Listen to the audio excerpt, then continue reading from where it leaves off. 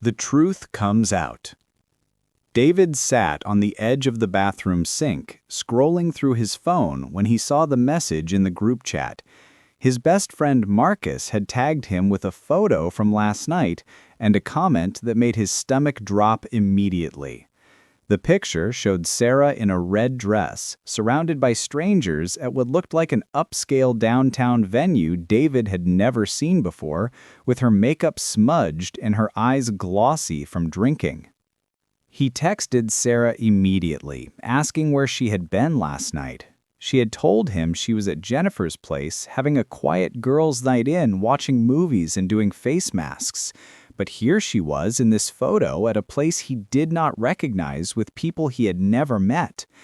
David felt his chest tighten as he scrolled through more comments on the post, revealing that the event was a known swingers party that happened once a month downtown. When Sarah came home from work that evening, David was waiting for her in the living room. His eyes were red and his hands were trembling. He showed her the phone without saying a word and watched as the color drained from her beautiful face that he had loved so much for 3 years. Her mouth opened and closed, but no words came out at first. David finally spoke, asking her to explain what she was doing at that party and why she had lied to him about spending the night with Jennifer. Sarah sat down on the couch and started crying, saying she did not mean for him to find out this way. She explained that some coworkers had invited her out and she wanted to experience something different and exciting because she felt bored with their routine life together. But then her confession took a darker turn. She admitted that in a moment of weakness and too much alcohol, she had gone upstairs with a stranger and they had been intimate for what felt like hours to her. She said it meant nothing and that she regretted it immediately, but the damage was already done. David felt like someone had reached into his chest and torn his heart into pieces. The woman he loved with all of his being, the woman he had planned to propose to within the next year, had betrayed him in the most painful way imaginable. As Sarah continued talking and crying and trying to explain, David found himself unable to listen anymore. The words became just noise in his ears. He kept thinking about all the small moments between them, the inside jokes, the late-night conversations, the way she used to look at him like he was her entire world. All of those memories now felt like lies. He wondered if she had wanted him to find out or if she had wanted to keep this secret forever. Either way, his trust in her was completely shattered, and he knew in that moment that nothing would ever be the same between them. David walked to the bedroom and began packing a bag. Sarah followed him, begging him to stay and talk about it, to work through it together. But David could not even look at her right now.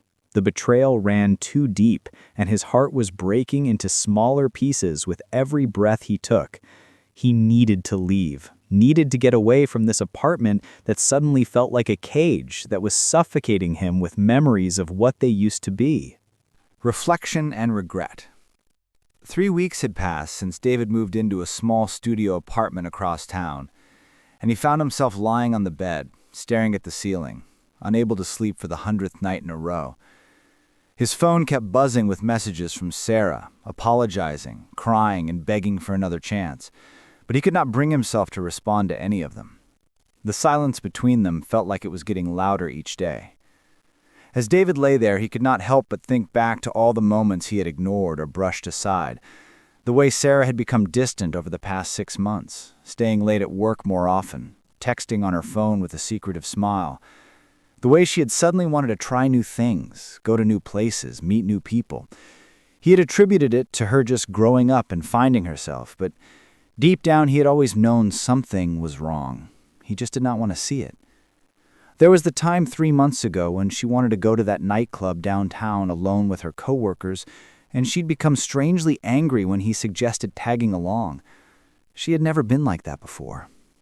In the early days of their relationship, she wanted him with her everywhere they went. Now she was pushing him away slowly and deliberately, like she was creating space between them for a reason he did not want to acknowledge. David thought about the proposal he had planned for her birthday next month. He had already bought the ring, a beautiful diamond that had cost him 3 months of his salary. He had reserved the rooftop restaurant where they had their first date. He had written vows that talked about forever and loyalty and building a life together. Now those plans felt like they belonged to someone else entirely, like they were part of a different story, a different life that would never happen. He wondered if Sarah had been planning this, or if it was just a spontaneous mistake like she claimed. But either way, the damage was done. He could not unknow what he knew. He could not unsee what he had seen, and he could not go back to trusting her the way he once did. Even if he forgave her, the trust would never be the same. The foundation of their relationship had been cracked, and cracks never fully heal. They just become scars. David looked out at the city lights below and realized that he had two choices. He could continue living in this pain, this anger, this feeling of being betrayed, or he could start the difficult process of letting go and moving forward. He did not know how to do the second one, but he knew staying stuck in the first option would destroy him completely. So he made a decision that night.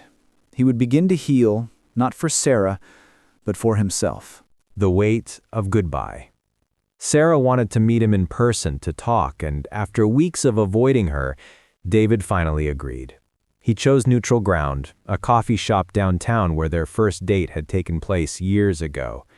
He arrived early and ordered a black coffee that tasted like ash in his mouth. When Sarah walked in, he barely recognized her. She looked thinner, her eyes were hollow and red from crying, and her usual vibrant energy seemed completely extinguished. She sat across from him, and for a long moment, neither of them said anything. The silence was suffocating and painful, and David could see in her eyes that she understood the gravity of what was happening. This was not going to be a conversation about forgiveness or second chances. This was going to be goodbye, and they both knew it. Sarah started speaking first, her voice barely above a whisper, telling him that she had made the biggest mistake of her life. She explained that she had felt suffocated by the routine of their relationship, like she was losing herself and being part of a couple. She said it had nothing to do with him or how much she loved him, because she did love him more than she had ever loved anyone. But she had been stupid and selfish, and she had thrown away the best thing that had ever happened to her for one moment of recklessness. She begged him to believe her when she said that the encounter meant absolutely nothing. David listened to every word, and he believed her. He could see the genuine remorse in her eyes and hear the pain in her voice. But believing her and being able to move past it were two completely different things. Trust was not something that could be rebuilt overnight or even over months. It was something that once broken required a foundation that he was no longer willing to construct. He had realized over these 3 weeks that love without trust was just a beautiful illusion. David told her that he loved her and that he would always care about her, but that they had reached the end of their road together. He said that he could not spend the rest of his life wondering if she would hurt him again or questioning her loyalty and commitment. Those were not the foundations for a healthy future. He deserved someone he could trust completely, and she deserved the chance to figure out who she really was without feeling trapped. Sarah reached across the table and took his hand, and David did not pull away. He let himself feel the warmth of her touch one last time, knowing it would be the last time they would ever be this close. She was crying too, her tears falling onto the table between them, creating small puddles of grief and regret. David squeezed her hand gently and whispered that he was sorry that things had to end this way. As David walked out of that coffee shop, he did not look back. He had learned that sometimes love meant knowing when to let go, even when every fiber of your being wanted to hold on. He had learned that forgiveness did not mean staying, and that self-respect was more important than holding on to something broken. He did not know what the future held for him, but he knew it would be a future where he valued himself enough to walk away from anything that diminished his worth. Healing and rediscovery. 4 months had passed, and David was finally starting to feel like himself again.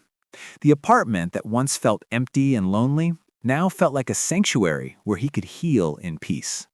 He had thrown himself into work, spending long hours at the office, focusing on projects that challenged him and kept his mind occupied. He had also reconnected with old friends that he had neglected during his years with Sarah. Marcus had been instrumental in pulling him out of the darkness, organizing guys' nights and weekend trips to keep him moving forward.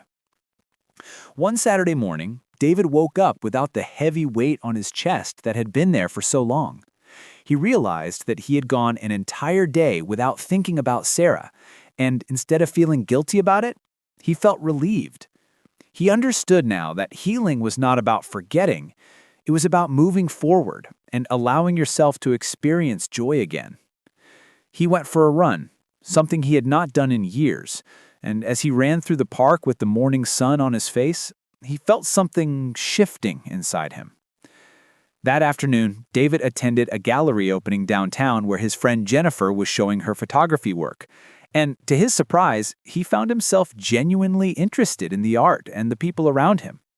When a woman named Michelle struck up a conversation with him about one of the paintings, David realized he was able to engage with someone new without the fear and cynicism that had plagued him for months. Michelle was smart and kind and funny, but more importantly, she did not trigger the pain that still lingered in his heart. Over the following weeks, David and Michelle spent time together, and while he was cautious about letting anyone get close to him, he found that he was beginning to trust again. Not blindly like he had with Sarah, but with careful intention and openness. He shared his story with Michelle, and she listened without judgment. She understood that he was still healing, and she respected the pace at which he was willing to move forward. He appreciated that more than he could express. David began to understand that his relationship with Sarah had taught him invaluable lessons about himself and what he truly needed from a partner. He learned that love alone was not enough, that trust and loyalty and honesty were the cornerstones of any relationship worth having. He learned that ignoring red flags was a form of self-betrayal, and that he deserved better than someone who made him question his worth. He learned that walking away was not a failure, but an act of courage and self-preservation. One evening, David found the ring he had purchased for Sarah still in its box, hidden in a desk drawer. He looked at it for a long time, and then he carefully put it away in a safe deposit box. He did not throw it away because he was not ready to discard the symbol of what he had hoped for, but he was ready to stop letting it represent his past. He was ready to look toward a future that was still uncertain, but no longer shadowed by betrayal and heartbreak. He was finally ready to believe that love could happen again, just in a different form. New beginnings. 7 months after meeting Michelle, David found himself standing in front of the mirror, adjusting his tie as he prepared for the most important moment of his life. He had decided that he was ready to propose again, but this time it would be different. This time, he had chosen someone not because of passion alone, but because of genuine compatibility, trust, and mutual respect. He had learned his lessons, and he was ready to apply them. Michelle had no idea what was coming. She thought they were just going to dinner at their favorite restaurant, overlooking the city. But David had spent weeks planning this moment. He had invited all of their close friends and family, and as they were seated at the table, surrounded by candlelight and soft music, David took Michelle's hand and began to speak. He told her about his past, about the pain and betrayal he had experienced, and how she had helped him believe in love again. David pulled out the ring, and as he looked into Michelle's shocked and beautiful face, he realized that this moment felt completely different from when he had imagined proposing to Sarah. With Sarah, it had felt like he was trying to lock down a future with someone he was desperate to keep. Now, with Michelle, it felt like he was simply acknowledging a truth that they had both already discovered, that they were meant to build something real together. Michelle said yes through her tears, and as everyone around them erupted in celebration, David felt a profound sense of peace. Later that night, as they sat on the balcony of Michelle's apartment, looking out at the city lights, David thought about Sarah and his journey. He felt no anger anymore, just a quiet gratitude for what that relationship had taught him. He hoped that Sarah had found her own path toward healing and self-discovery, because the woman he remembered deserved to be happy, even if it was no longer with him. David realized that his darkest moment had become his greatest teacher. The pain of betrayal had forced him to look inward and rebuild himself from the ground up. He had learned that true strength was not about never falling, but about having the courage to get back up and try again. He had learned that love was not just about grand gestures and passionate moments, but about showing up every day with honesty and vulnerability and choosing someone who would do the same. He had learned that letting go of what was broken was the only way to make room for what was meant to be. As David held Michelle close under the stars, he understood that life was not about avoiding pain, but about how you responded to it. His journey from heartbreak to healing to hope had shaped him into a better man, someone who valued loyalty and honesty and genuine connection. He was ready for whatever came next, knowing that he had already survived his greatest test and emerged stronger, wiser, and finally whole again.